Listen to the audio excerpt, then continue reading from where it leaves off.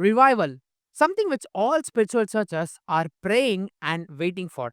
If you look at history, there had been so many revivals after the Reformation which came through Martin Luther.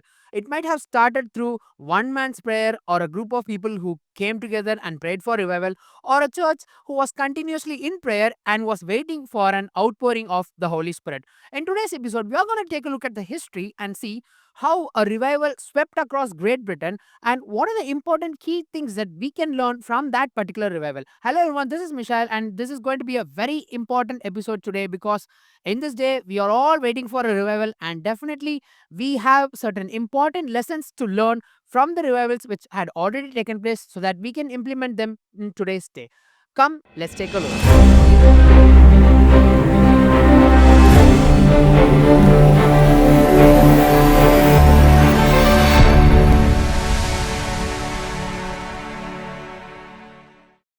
In the year 19th century, to be more specific, from the year 1873 till 1875, there was a great revival that swept across Great Britain.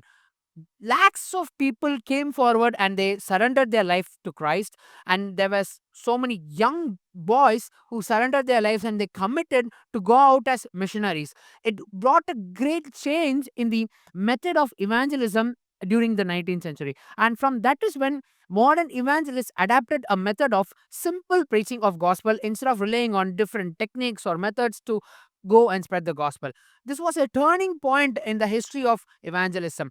This revival was not brought by a great theologian or a man who had great public speaking skills or a very well educated person, but it was a layman who had no degree, no education. His name was Dwight L. Moody. In 1837, Moody was born at Massachusetts, USA, in a very poor family, and at the age of 4, when his father passed away, his family had gone into a very difficult times. They were struck with poverty, and in fact, there were times when the debtors would come, sweep their house, and take away the furnitures, and they hardly struggled for even one meal for a day. In that situation, his mother had planted a beautiful seed saying that no matter we lose everything, we have something which no one can take from us, that is Christ. This was a very deep seed which God planted at Moody's heart. But at the age of 17, Moody decided to go to another town so that he can live the life, he can earn, and he can be the best of himself, and really wanted to enjoy his teenage. But when he went to Boston, that is where he goes in searching for a job, his life takes a turn. He goes and joins with his uncle's shop to as a shoe salesman, where his uncle convinces him to come to church in case if he has to work at that shop. Moody accepts to that deal, not out of conviction or not of a desire that he wants to go to the church, but out of the scenario or out of the situation which he was put in, he was forced to go to the church. But there was a Sunday school teacher who had a burden for young people. His name was Edward Kimball. Edward Kimball saw Moody as a person who just visits church, but he does not seem to listen to what was being taught there. So he decided to go and meet Moody in person, and he wanted to share the gospel with him. And that day became another turning point in Moody's life. When Edward presented the gospel in a more simple way, expressing the love of Christ and how God loves Moody, even in fact, in whatever scenario he is in, it really struck through Moody's heart. He gave his life immediately to Christ, and things were never the same from that day onwards. In his testimony, Moody writes that that was the day where he got saved. After that, Moody decides to go to Chicago, and where he joins another company to sell shoes. In that place, when he walks across the streets, he's being burdened with the burden to share the gospel to everyone. While walking across the streets of Chicago, he sees so many young kids who are without clothes, without education, without family, without shelter, which really creates a huge burden in his heart. So he decides to go and share the gospel to all these kids. What he does is that he rents a small place, gets some wooden tables, and he walks across the streets inviting all children for his newly opened Sunday class. He did not have any support of any church. He did not have any people to support him financially, but he did not expect any fame or reputation or offering from that. His mind was fully filled on how do I go and share the gospel with these kids. It started with 17 rag pupils, but as days went on, it started to grow on gradually. People initially thought what this person was going to do, what is he trying to do? Because Moody did not have any public speaking skill, or he did not have any deep knowledge in the scripture. All he had was a burden for those kids. The Sunday class, which started with 17 pupils, it gradually started to grow more than hundreds in numbers. As months went on, the people around them, they got more curious on why more people are being attracted, and why is there a change which they see in the children in that area. So men and women also start to go, and they want to stand outside and start to listen to what Moody preaches to them. Moody had a very simple style of preaching. He ensured that even a layman, an uneducated man, is able to understand what he's trying to convey.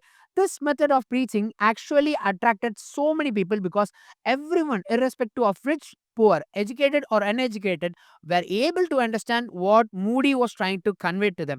So, there were some critics also, but in spite of them, Moody's focus was that the gospel must be easily understood by a 5-year kid also. That was his ultimate aim in which he had in his mind, and that is how he was preaching the gospel. Yes, indeed, there were so many people who were criticizing Moody's way of preaching because he did not have a formal method of preaching. He was not able to use correct verbs. His grammar was wrong. So people are mocking, saying that how can he preach if he is not even able to speak one line without any grammatical errors? But Moody never gave ears to any of the criticism. He just kept on pushing the gospel. He just kept on preaching it. To what extent his Sunday class grew. In the year 1860, November 25, the United States President Abraham Lincoln, he himself visited this Sunday class. That's how the fame of Moody started to spread across. Then in the year 1873, Moody's life took a big turn. What happened was, from Britain, there was a preacher who invited Moody to come and share the gospel and to preach in his church. But what happened was, right after Moody reached Britain, the person whom he invited said that he had forgot that he had invited Moody long back, and he had not made any arrangements for the meeting. So Moody did not get disheartened. He totally believed that God has brought him to Britain for a particular purpose. Moody had a very great motive that, let me quote one of his famous quote for you. The world has yet to see what God can do with a man fully consecrated to him. So this was his motto. What he totally believed, what God does not want people with talent, but God wanted people with surrenderness. So he wanted to be a man who had completely surrendered his life to Christ. And he surrendered at that moment, and he believed that it was God who brought him to Britain. And he truly believed that there was a purpose why God brought him at that point. So he did not stop preaching the gospel. He organizes a small meeting by himself, and he starts to preach the gospel. At the beginning, the people of Britain did not accept the style of how Moody was preaching, because Moody was accompanied by one of his fellow worker. His name was Ira Sankey, who used to play the organ and would lead the people by singing gospel hymns. So, how people saw these two people was, who are these two American preachers who are not having a proper way of presentation, they are not having a formal preaching, they are not having a theological background, they did not complete formal education. How are they going to preach? What are they going to do? They were not satisfied by the way they were actually conducting the meeting. But the work of the God, the move of the Holy Spirit was very clear that people who attended his meeting just to, or just for a namesake, or just to mock at them, when they left the meeting, they left by conviction. They were convicted of their sins, and slowly there were so many people who started to visit, seeing that there was something special about the meetings which Moody was conducting. Day by day, the number of meetings which Moody was conducting started to increase. So many churches started to invite him to come and preach him.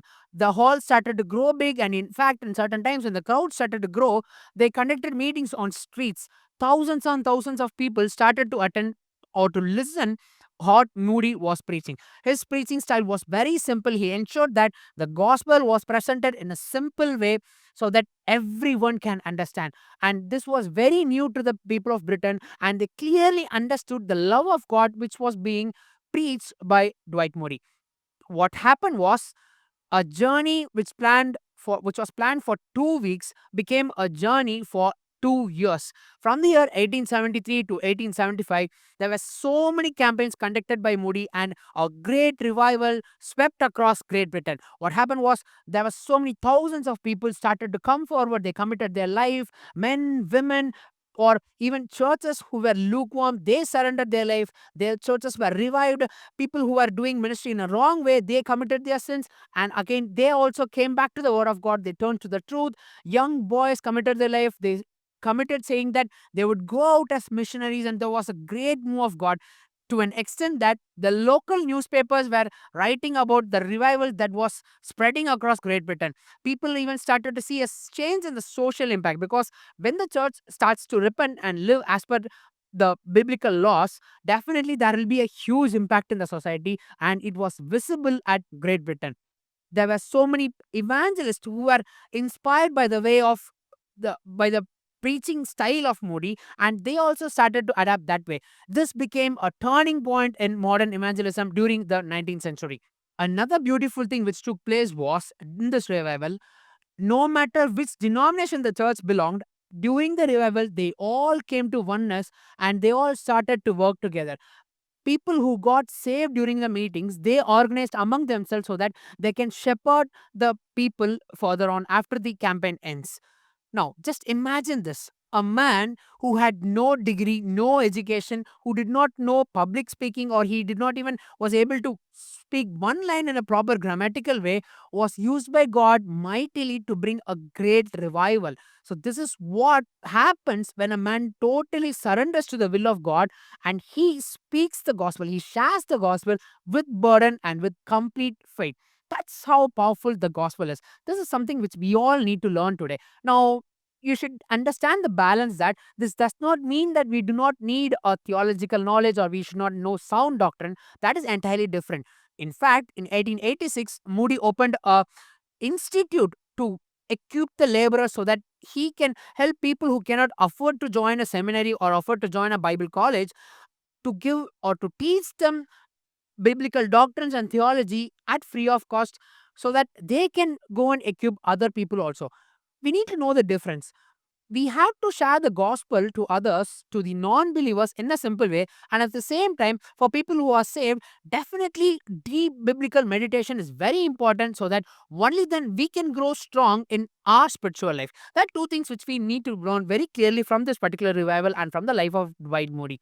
Number one is that we need the first thing which we need for to share the gospel is burden for the souls. And number two, we need not worry about how differently or how in a designful way or how in a tricky way we can share the gospel. The gospel is very powerful in itself. If we can say the word of God, we can express the love of God which was done on the cross as it is, it itself is powerful to break the hearts. That's how the powerful the gospel is. This is what Paul writes in the first epistle of Corinthians as chapter 2 verse number 4. And my speech and my preaching were not with persuasive words of human wisdom, but in the demonstration of the Spirit and of power, that your faith should not be in the wisdom of men, but in the power of God.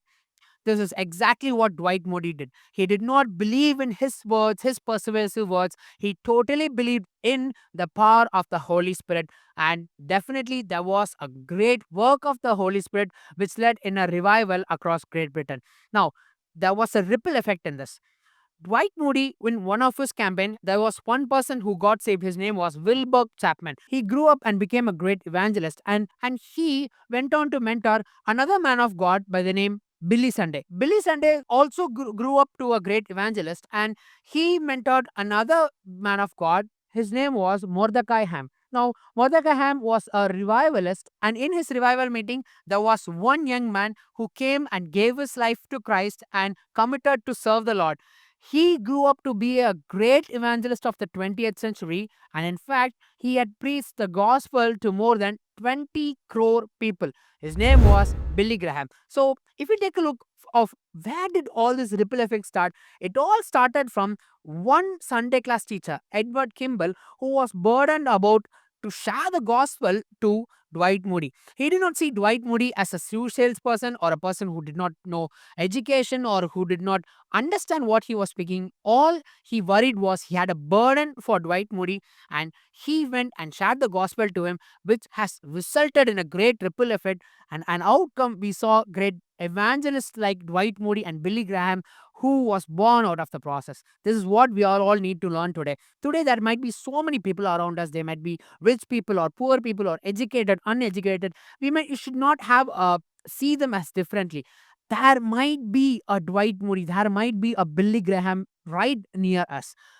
One, we must go preach the gospel that he might be a great chosen vessel for revival and he might be a man of God. We should not have anything prejudiced in our heart. So, to everyone, we must share the gospel.